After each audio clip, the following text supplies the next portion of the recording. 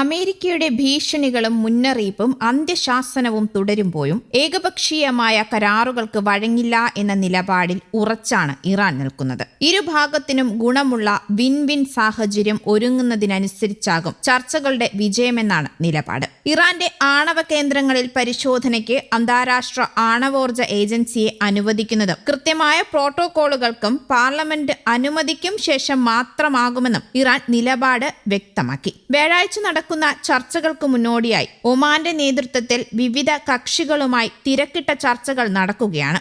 ഒരു വിഭാഗത്തിനു മാത്രം ഗുണമുള്ള ധാരണകൾ അംഗീകരിക്കുമെന്ന് ആരും പ്രതീക്ഷിക്കേണ്ടെന്ന് ഇറാൻ വിദേശകാര്യ വക്താവ് വ്യക്തമാക്കി. ഇറാന്റെ ആണവ കേന്ദ്രങ്ങളിലെ പരിശോധനയ്ക്ക് കൃത്യമായ ഉപാധികൾ ഉണ്ടാകുമെന്നും അദ്ദേഹം വ്യക്തമാക്കി. നിയന്ത്രിതമായ സൈനിക ആക്രമണം ഇറാനെതിരെ ഉണ്ടായേക്കുമെന്നായിരുന്നു ട്രംപിന്റെ ഒടുവിലത്തെ വാക്കുകൾ. വ്യാഴാഴ്ച ജനീവയിൽ വെച്ചാണ് ഇറാൻ US മൂന്നാം ഘട്ട ആണവ ചർച്ച തീരുമാനിച്ചിരിക്കുന്നത്. വ്യാഴാഴ്ചയാണ് ജനീവയിൽ ഇറാനും അമേരിക്കയും തമ്മിൽ നിർണായക ചർച്ച നടക്കുക എന്നാണ് അന്താരാഷ്ട്ര മാധ്യമങ്ങൾ ഇപ്പോൾ റിപ്പോർട്ട് ചെയ്യുന്നത്. ഒമാൻ മധ്യസ്ഥതയിൽ നടക്കുന്ന ചർച്ചയിൽ ആണവ കരാർ സംബന്ധിച്ച് കൃത്യമായ കരട് നിർദ്ദേശം ഇറാൻ കൈമാറും. യുറേനിയം സമ്പുഷ്ടീകരണ തോത് കുറയ്ക്കാനും അന്താരാഷ്ട്ര ആണവോർജ സമിതിയുടെ പൂർണ്ണ നിരീക്ഷണം ഉറപ്പാക്കാനും ഇറാൻ സന്നദ്ധത അറിയിച്ചിട്ടുണ്ട്. ആണവായുധ നിർമ്മാണം നടത്തില്ലെന്ന് രേഖാമൂലം ഉറപ്പ് നൽകാനും തെഹ്റാൻ തയ്യാറാകും. എന്നാൽ ഇതുകൊണ്ട് മാത്രമായില്ല എന്നാണ് അമേരിക്കയുടെ നിലപാട്. യുറേനിയം സമ്പുഷ്ടീകരണം പൂർണ്ണമായും നിർത്തുക,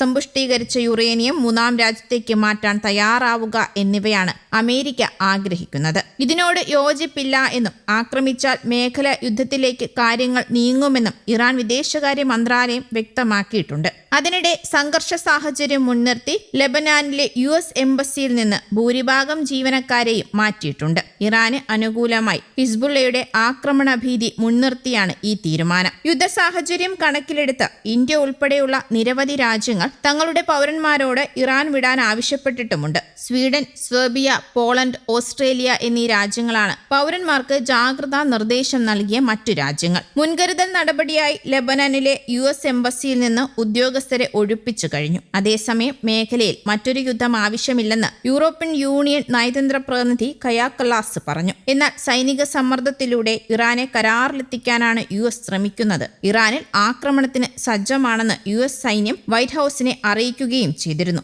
ഇതോടെ സൈനിക നടപടി ഏകദേശം ഉറപ്പായ മട്ടുമാണ്. രാജ്യവ്യാപകമായ ഭരണകൂട വിരുദ്ധ പ്രക്ഷോഭം ശക്തമായതോടെ അടച്ചിട്ട ഇറാനിലെ സർവകലാശാലകൾ തുറന്നതിന് പിന്നാലെ പ്രതിഷേധം വിദ്യാർത്ഥികൾ വീണ്ടും കടുപ്പിച്ചിരിക്കുകയാണ് എന്ന റിപ്പോർട്ടുകളും ഇപ്പോൾ പുറത്തു വരുന്നുണ്ട്. ജനുവരിയിൽ അടച്ചിട്ട സർവകലാശാലകൾ ഒരു മാസത്തിനിപ്പുറമാണ് തുറന്നിരിക്കുന്നത്. ക്ലാസുകൾ ആരംഭിച്ചതിന് പിന്നാലെ തുടർച്ചയായ രണ്ടാം ദിവസവും രാജ്യവ്യാപകമായി ആയിരക്കണക്കിന് വിദ്യാർത്ഥികൾ പ്രതിഷേധ റാലി സംഘടിപ്പിച്ചെന്നും അന്താരാഷ്ട്ര മാധ്യമങ്ങൾ റിപ്പോർട്ട് ചെയ്തു. ടെഹ്റാൻ സർവകലാശാല, ഷെരീഫ് യൂണിവേഴ്സിറ്റി ഓഫ് ടെക്നോളജി, അമീർ കബീർ സർവകലാശാല, ഷാഹിദ് ബെഹഷ്തി സർവകലാശാല തുടങ്ങിയ ടെഹ്റാനിലെ പ്രമുഖ സർവകലാശാലകളിൽ ഞായറാഴ്ച നടന്ന പ്രതിഷേധങ്ങളിൽ നിരവധി വിദ്യാർത്ഥികളാണ് പങ്കെടുത്തത്. ജനുവരിയിലെ പ്രക്ഷോഭത്തിന് ശക്തമായ പിന്തുണ ലഭിച്ചിരുന്ന വടക്ക് കിഴക്കൻ ഷിയാ നഗരത്തിലെ മഷാദ് ഫെർദോസി സർവകലാശാലയിൽ വിദ്യാർത്ഥികളുടെ പ്രതിഷേധത്തിന് നേരെ സുരക്ഷാസേന ആക്രമണവും നടത്തി. ഇതിന്റെ വീഡിയോകളും പുറത്തെത്തിയിട്ടുണ്ട്. നിരവധി സർവകലാശാലകളിൽ ഇറാൻ ഭരണകൂട വിരുദ്ധരായ വിദ്യാർത്ഥികളും അനുകൂലികളും തമ്മിൽ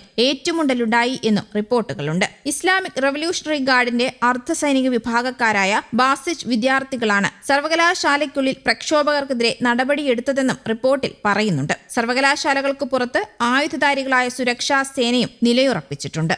ന്യൂസ് ഡെസ്ക്, കേരള കൗമുദി.